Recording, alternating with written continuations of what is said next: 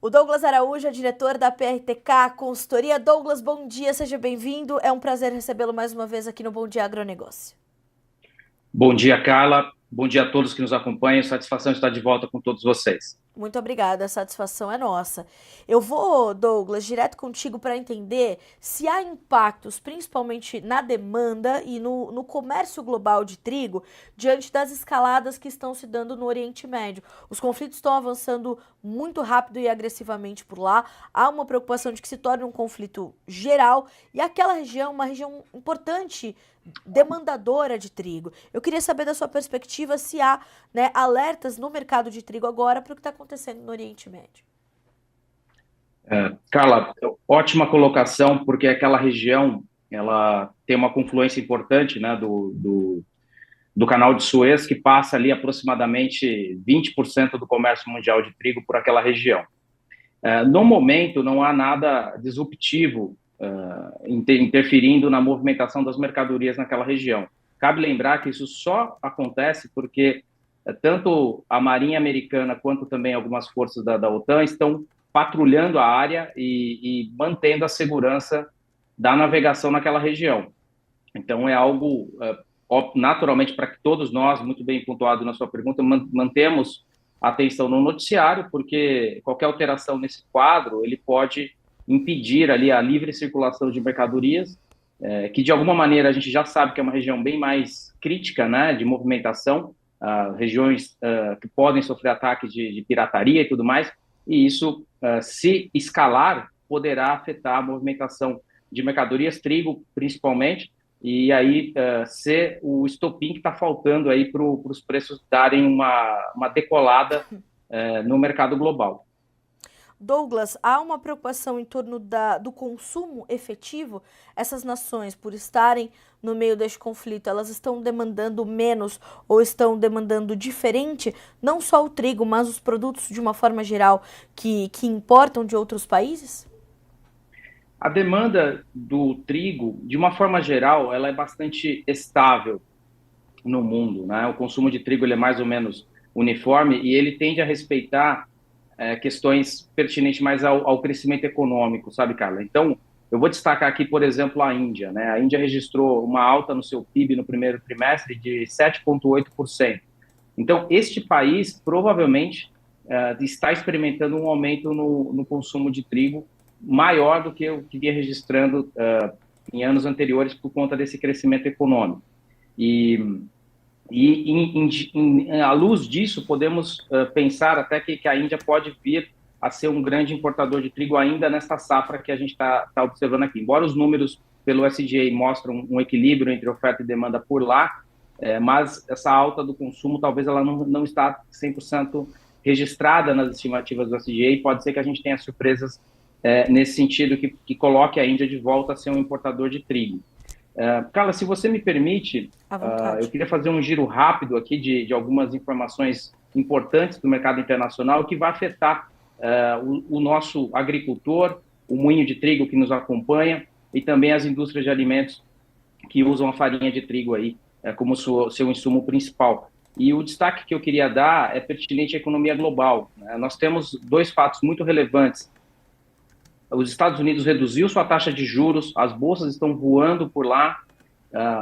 Pela manhã, o presidente do Fed americano já anunciou anunciou não, né, mas ele sinalizou potenciais cortes de 0,25 pontos nas próximas reuniões. Então, os Estados Unidos entrou, de fato, no seu ciclo de estímulo da economia, de redução de juros, e isso talvez é a ignição que faltava para o mercado de commodities como um todo, não só o trigo, mas também a soja, o milho, se beneficiar desse aquecimento da economia global. E isso também aliado ao não menos importante que a China, que também anunciou um pacote de estímulos para a sua economia. Então, nós temos as duas maiores economias do mundo buscando estímulos para aquecer a sua atividade econômica, e isso tende a beneficiar os agricultores mundo afora. Então, o recado que eu gostaria de dividir aqui para os fazendeiros que nos acompanham,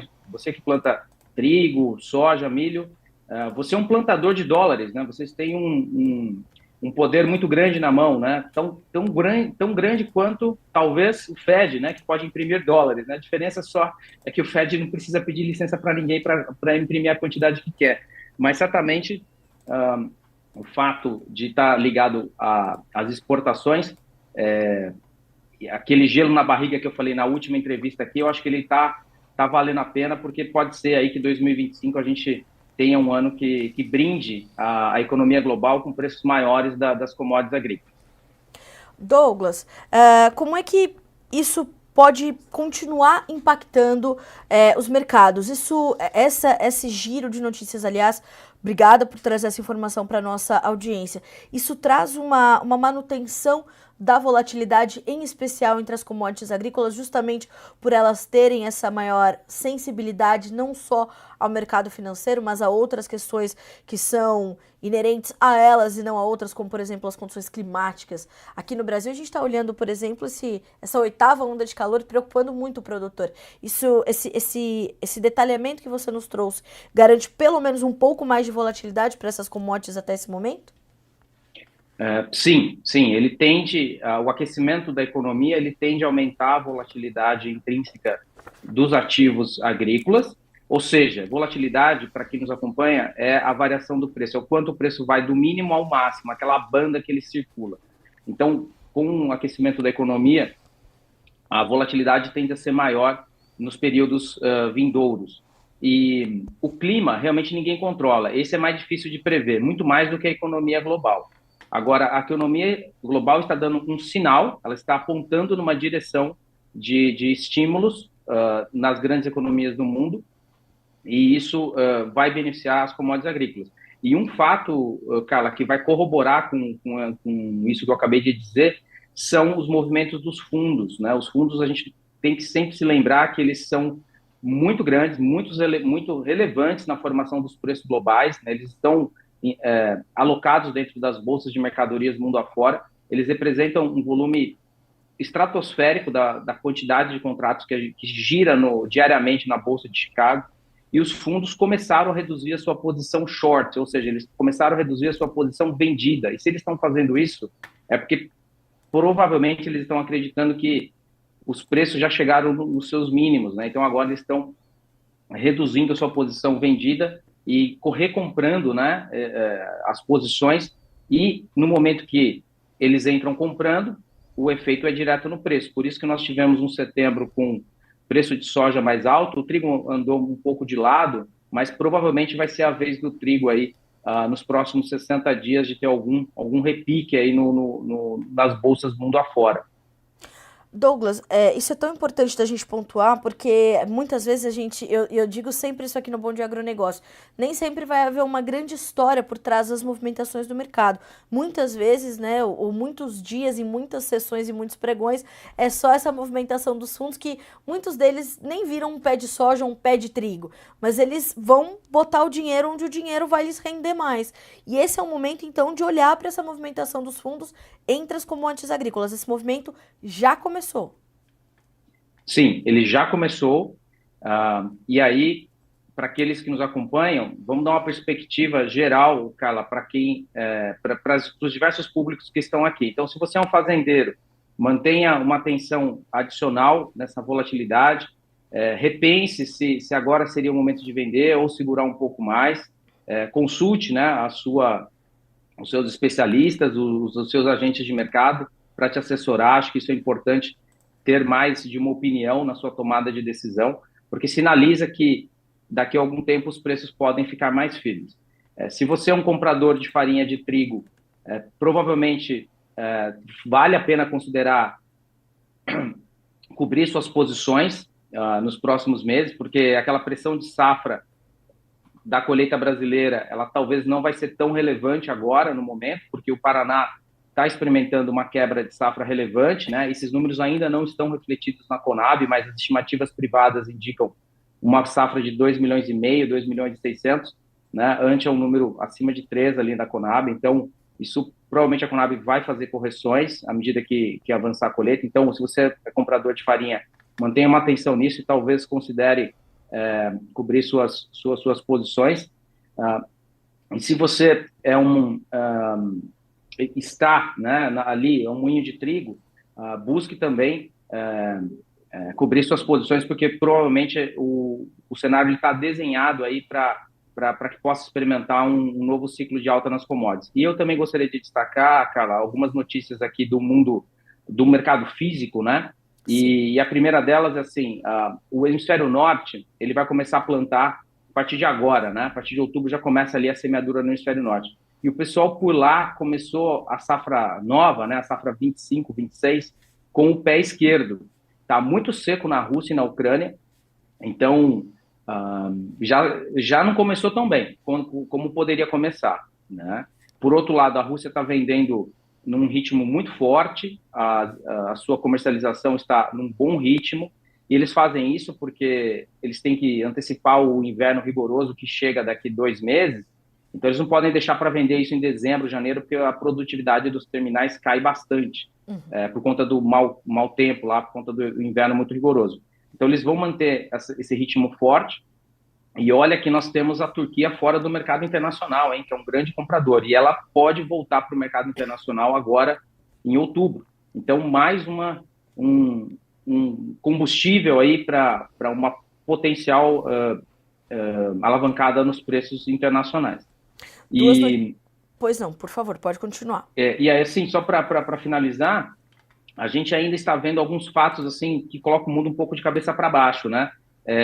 Potencial de greve nos Estados Unidos, o Canadá acabando de sair de uma greve dos seus terminais em Vancouver, ou seja, notícias que normalmente aconteciam apenas nos países em desenvolvimento, também sendo registradas em países desenvolvidos, e a Europa, entre as grandes economias globais, a única que está patinando ali com um crescimento mais lento, né, apenas de 0,2%, somente a Polônia tem um crescimento maior dentro do bloco europeu de 1,5%, os demais países com um crescimento muito baixo, e a Alemanha, né, que é o grande motor da economia europeia, também com crescimento muito lento, e eles têm um fato importante que é uma coisa curiosa, cara, olha como o mundo está ficando meio de cabeça para baixo.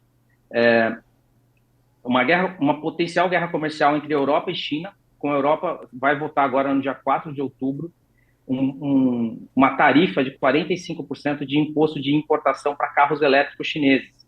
E se isso acontecer, quem vai pode disparar uma guerra comercial entre os dois blocos, e aí a China até coibir as exportações de carnes de suínos para lá, carnes europeias. Então, olha que coisa curiosa, o mundo em desenvolvimento, China entregando carro elétrico, que é a tecnologia do momento, e podendo retaliar uma matéria-prima como carne suína da Europa, né? Então, o mundo realmente ele está andando a passos largos e trocando as forças, né? Alterando ali a geopolítica global, e principalmente no que concerne ao agronegócio, onde o Brasil tem uma posição de destaque nesse cenário global.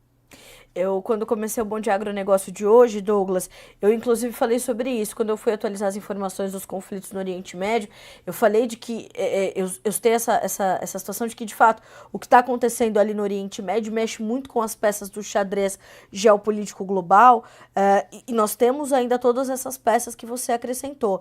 Essa condição da greve nos Estados Unidos, essa greve que se finalizou no Canadá, isso são sinais importantes desse caminho talvez inverso que o mundo esteja fazendo, e isso exige, inclusive, que o produtor, que os compradores, né, que os agentes dos mercados agrícolas revejam suas estratégias desde o plantio até a comercialização efetiva desses produtos, Douglas? Sem dúvida, isso abre um espaço adicional, principalmente para quem souber aproveitar. E o fazendeiro brasileiro ele está nas suas melhores condições de aproveitar esse desequilíbrio que está acontecendo em outras partes do mundo e tirar vantagem. Como? Como fazer isso? Bom, primeiro, o mercado sempre vai pagar mais por qualidade. E aqui no caso do trigo, eu sempre gosto de fazer um destaque. Trigo, a qualidade importa e muito para os moinhos. Então, se você tem ainda um trigo ração que você não comercializou, não misture esse trigo com o trigo moagem que você vai colher daqui a pouco, né? Isso não é bom para o moinho, isso não é bom até para você mesmo, que vai acabar inevitavelmente tendo um desconto na sua mercadoria. Então, vamos preservar pela qualidade. E qualidade, como é que a gente consegue melhorar e aprimorar? É com armazenagem, não tem outro caminho. Nós precisamos segregação no campo, aumentar a capacidade de armazenagem, porque com o aumento da capacidade de armazenagem, cara, o fazendeiro ele vai aumentar a sua barganha, ele vai poder escolher melhor o momento correto de vender a sua safra, ele vai poder segregar qualidades diferentes. No caso do trigo, isso tem uma relevância ainda maior, então ele vai poder colocar num silo um trigo que de repente tem um apelo de cor maior, de cor diferenciada, que o moinho poderá pagar um prêmio por isso, né? O moinho paga prêmio por qualidade se ele receber a qualidade. Qualidade ele precisa ser segregada, não tem outro segredo a não ser segregar. E então acredito que sim, pode tirar vantagem, e isso vem muito aí, principalmente da armazenagem no campo, e também, naturalmente, melhorar suas ferramentas de comercialização, sofisticando, né, a sua abordagem, além da sua entrega natural que você faz aí na sua cooperativa ou para algum comerciante mais próximo, mas também incremente aí, procure assessoria para sofisticar a sua comercialização, porque aí está um dos grandes segredos da rentabilidade do agronegócio. Sem dúvida nenhuma. Essa mudança, eu imagino que ela seja esperada para o médio prazo, né, Douglas? Essa mudança e esse aumento da armazenagem, né, da nossa capacidade de armazenagem, essa vai impactar diretamente na qualidade, nessas estratégias de segregação. Isso é fundamental principalmente para o complexo do trigo. Agora, no curto prazo, Douglas, há uma preocupação, os negócios estão meio travados no Brasil. A nossa liquidez está um pouco comprometida nesse momento, né? Sim, ela tá travada em praticamente tudo, né? O trigo, a soja, o milho, está tudo bem, bem parado, né? Eu não vou entrar aqui no mérito de soja e milho, que ele tem o seu quadro específico, né? Mas eles estão na entre safra. Mas no caso do trigo, a gente tem uma comercialização mais lenta, que é um pouco característica desta época do ano também, sabe, cara? Porque o Rio Grande ainda não colheu, e o Paraná, para quem colheu, ele pode se defender um pouco mais, esperando preços melhores, porque está tendo uma quebra de safra. Então, o que eu estou dizendo aqui é uma informação pública e é um comportamento natural que o fazendeiro procura ter, e acho que está no caminho correto de defender melhor a sua comercialização. E então, por isso que a gente vê o mercado um pouco parado, né? Porque, por um lado, também as pedidas de quem está querendo comprar, por uma pressão de safra, é tentar puxar o preço um pouco mais para baixo. Então, acredito que vale, de novo, aí ter um gelo na barriga, um giro rápido aqui dos preços do mercado internacional, Carla. A Argentina hoje, para dezembro, é 235 FOB, o Rússia em torno de 225 FOB, e trigo americano 260 FOB. Né? O trigo brasileiro na exportação, 235 FOB, isso base dezembro. Então, percebe que o trigo americano ele já está lá na frente já. Né? Então, pode ser um sinal da onde o mercado poderá testar os seus preços, e isso pode representar aí talvez mais 3 a 5% a mais em relação aos preços atuais que o fazendeiro está observando hoje. Nós temos certa competitividade com o trigo argentino, mas se a gente olha para o trigo russo, ele ainda é o mais competitivo nesse mercado, indiscutivelmente, né, Douglas? Sim. Agora, parece que esses dias estão contados, Carlos. Por quê?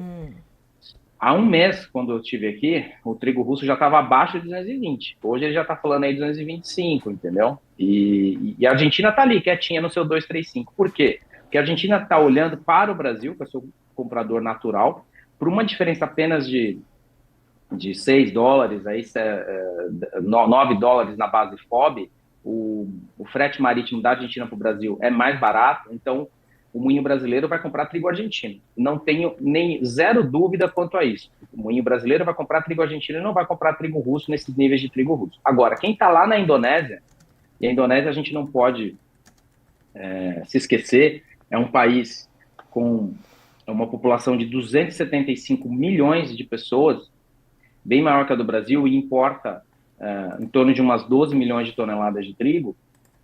O preço do trigo russo e trigo argentino é praticamente o mesmo lá. Então, a tendência é que eles comprem da Argentina. Então, a Argentina está com o seu preço correto, digamos assim, na sua marcação de mercado. E existe um espaço para que o mercado ande um pouco para cima, à medida que a Rússia vá reduzindo seus volumes exportáveis a partir de dezembro, né? Que ela já vai ter passado mais da metade da safra russa. e aí os preços tendem a se corrigir, a ficar mais perto dos níveis do trigo americano.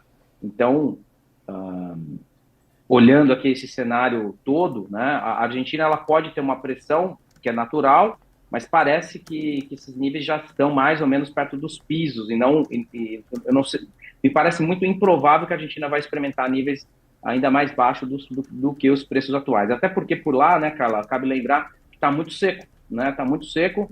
Tem notícias aí da Bolsa de Rosário já dizendo que o núcleo, né, da área principal produtora, mais de 60% está muito seco, e se não chover na Argentina nas próximas semanas, a Argentina pode experimentar aí uma redução na sua produção, né? O número lá que a gente tem é 18,1 milhões de toneladas, pelas estimativas locais, e já não falamos mais em 20 milhões de toneladas, né? Nós já devemos considerar que é desse número para baixo, para cima parece improvável, a não ser que haja aí toda uma confluência de alteração climática, o que os modelos meteorológicos não estão nos indicando no momento. De uma forma geral, Douglas, inevitavelmente o Brasil vai ter de novo, uma participação menor no mercado global, ou uma possibilidade menor de participar desse cenário internacional de mercado por conta dessa nova quebra de safra, desse terceiro ano de perdas no campo. A gente pode dizer isso? Eu acho que é cedo para afirmar isso, cara, na minha análise. O Rio Grande do Sul, ele tem um excedente exportável, o que a pergunta que eu acho que é muito correta, e eu talvez não saberia dizer, eu tenho uma estimativa no dia de hoje apenas, é quanto o Rio Grande do Sul vai exportar de trigo. Alguma coisa vai exportar, isso eu tenho zero dúvida, até porque já tem mercado ativo ali na exportação. Nós já sabemos aí, por informações de mercado, que já tem algumas exportações contratadas, elas dificilmente vão voltar para trás, imagino eu, elas serão honradas, então serão executadas, né? Então, eu acredito que algum volume será exportado, né? Para não errar, eu acredito aí pelo menos 1 milhão de toneladas, mas esse número ele pode nos surpreender positivamente e chegar até um pouco acima. O que é muito provável, cara, com a quebra que está se registrando no Paraná, é que haja uma corrida rumo ao trigo gaúcho feita pelos próprios brasileiros, né? Isso nós já vimos acontecer em safras anteriores, né? Então, quando quebra o Paraná e o Rio Grande do Sul tem safra boa, e a princípio é isso que está prognosticado, é isso que está sendo considerado, que o Rio Grande do Sul vai ter uma safra milling, né? Uma safra a quantidade a gente ainda pode discutir, pode chover, pode atrapalhar, enfim, ok, mas em geral pode vir, o cenário base é uma safra boa, de qualidade, aí haverá uma corrida por esse trigo gaúcho, e aí o pessoal do Paraná vai no Rio Grande do Sul buscar esse trigo, dependendo do preço e da qualidade que for colhida, pode ser até, que se a qualidade for muito boa, como foi lá na safra 22, pode ser até que o pessoal do Nordeste dá uma espiada e até busque uma cabotagem ali, porque se o preço está mais ou menos em paridade com o trigo argentino, se o trigo brasileiro tem uma qualidade superior, digamos assim, um teor de proteína mais alta, um W mais alto, um teor de glúten mais alto, pode ser que até estimule uma cabotagem. E a exportação, alguma coisa sai. Então, é um cenário, acho que promissor para o vendedor de trigo nesse ano, né? O ano passado ele acabou sendo um ano talvez do comprador, né? O comprador amassou um pouco os preços aí do vendedor. Esse ano, talvez a balança, o pêndulo está um pouco mais favorável para o vendedor. Douglas, a gente tem uma pergunta aqui que eu imagino que parcialmente esteja respondida com essa última resposta, mas o Binho te diz assim, ó, poderia falar um pouco do trigo do Rio Grande do Sul, como está se desenhando no momento? E o Otávio Diógenes te mandou um elogio dizendo, excelente entrevista, parabéns Douglas, e o Márcio Maciel diz o seguinte, ó, excelente entrevista, entregou excelentes informações. Muito obrigado pelas palavras. E em relação ao cenário do Rio Grande do Sul, eu parto da premissa de que vai ter um trigo milling, ou seja, um trigo para moagem, diferente do ano passado, que teve aquela chuvarada e o trigo virou ração. Se vai ser ração ou não, a gente, no final das contas, só sabemos no último minuto, né? Só depois de colher e tudo mais. Então, tem prognóstico de chuva aí para o Rio Grande e tal, ok, mas não, é impossível qualquer um antecipar a intensidade, antecipar a frequência dessa chuva e se ela vai ou não afetar a qualidade do produto. Isso a gente vai saber mais na frente. Então, eu paro da premissa até o momento de uma safra de um trigo moagem, dos volumes dentro dos níveis que a Conab está estimando, e isso se corroborando, vai ter um excedente no Rio Grande do Sul, e a Rio Grande do Sul, novamente dando exemplo para todo o país, produzindo bastante trigo e tendo excedente para poder atender não só a moagem de outros estados, mas também exportar algum volume que deve ficar aí, no mínimo, 1 milhão de toneladas, mas eu acredito que talvez seja até um pouco mais alto aí, quando o mercado aquecer, porque essa comercialização, Carla, ela tem uma característica, ela ganha tração agora entre outubro e novembro, né? Que aí os exportadores chegam mais junto, os clientes lá fora aquecem as suas pedidas, quem precisa de Panamax precisa vir no Brasil, ele não pode ir na Argentina, porque na Argentina, lá o upriver, ele carrega, por conta do calado, né? Calado é a profundidade, né? Que é o termo que a gente usa aqui, então, do rio. Então, o calado lá é o calado baixo, ele não carrega Panamax, quer dizer, carrega, mas ele não sai com a quantidade total, ele sai com 40 mil toneladas. Então, ele tem que vir completar a carga aqui no Brasil. Então, o Brasil acaba tendo uma vantagem que se chama apenas um porto, né? Vem no Rio Grande e carrega tudo. Apesar da CCGL ali ter um dos seus berços em manutenção por conta de um acidente que aconteceu ali durante a chuvarada de maio, ainda assim, o porto está operando normalmente e tem uma boa capacidade de exportação, o que eu acredito aí que não será problema para exportar o trigo na janela que nós sabemos que acontece, entre novembro até março. Douglas, apesar do nosso tempo um pouquinho ajustado, ainda vou te trazer a pergunta do pessoal da Comercial 4 Nutritec, dizendo assim, ó, bom dia, maravilhosa entrevista, como ficaria o mercado do farelo de trigo? O mercado de farelos no Brasil também está chamando bastante atenção nesse momento, não só pro de trigo, né, Douglas? Sim, boa pergunta, porque o farelo de trigo, ele afeta principalmente a rentabilidade do moinho de trigo, né? Ele é um subproduto da moagem, em torno de 25% da moagem é gerado farelo de trigo. Então, entra 100 toneladas de trigo, sai aproximadamente 75 toneladas de farinha e 25 de farelo. Então, o farelo de trigo, quanto mais alto o preço, que ele é mais para ração, né, melhor para a rentabilidade geral do moinho. E o farelo de trigo está com preços incrivelmente altos, assim, isso no Brasil todo, praticamente. Isso ajuda, acho que a indústria moageira a poder transitar dentro desse cenário mais apertado, né, talvez de custos mais altos. E o farelo de trigo, respondendo a pergunta que foi feita, ele vai seguir uma paridade com o milho, né? Ele basicamente é um substituto. Então, para quem é usuário, ele pode colocar milho ou farelo de trigo.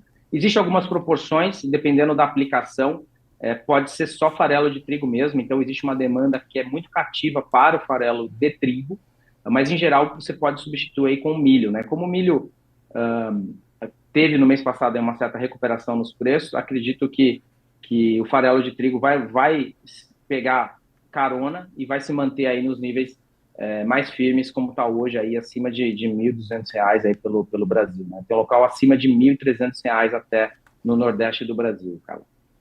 Bom, vamos ficar de olho. Douglas, quero muito te agradecer pela companhia e pelas, de fato, excelentes informações, pelas análises muito completas desse cenário global, interno. Isso é ouro para a nossa audiência. Muito obrigada mais uma vez. Certamente estaremos juntos em outras oportunidades para continuar atualizando essas informações. Muito obrigada mais uma vez, principalmente porque eu sei que você remanejou alguns compromissos para estar conosco hoje. Então, obrigada por mais essa gentileza e já te convido para estar conosco mais vezes. Muito obrigado, Carla. Satisfação estar de volta aqui com todos vocês e um abraço a todos que nos acompanham. Um abraço, ótima semana para você. Até a próxima.